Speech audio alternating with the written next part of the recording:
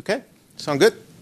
All right, so kind of the first thing, one of the things that we're starting to see more and more when I look at all those organizations and how they're looking at their diversity and inclusion initiatives, in many cases that involves talent, right? Diverse talent, folks from a multicultural background.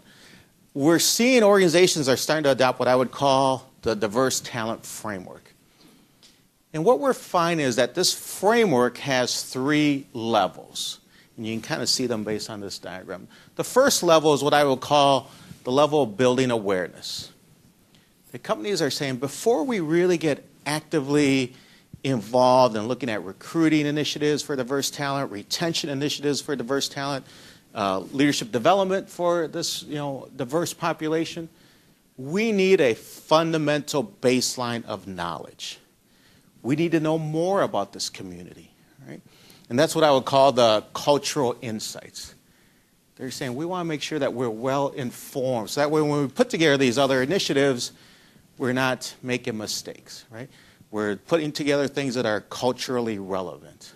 An example, in just a second, I'll give you an example of what some of those look like. Okay? The next thing companies are saying is we need to look at best practices. What are other organizations doing? Can we learn from them? And I know I get it. What works at Allstate may or may not work here at Progressive. I know you're different and you have your own culture. But I think it's good governance to have a general sense of what's happening outside your 4 walls, right? So that's the best practices part. And then the other part is kind of the trends. What are trending? What are some things, some topics, some issues that are trending in certain communities that we should know about? Because if it's trending externally, it might impact what we do internally. Okay?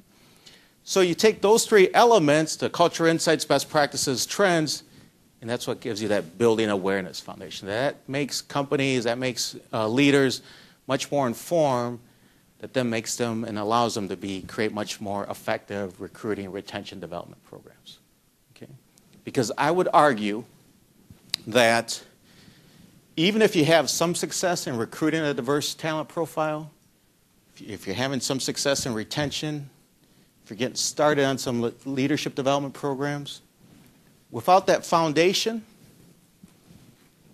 even if you have that success, you're not going to be able to sustain it. You're not going to be able to replicate it, and you sure as heck won't be able to scale it across the enterprise without that level of foundation.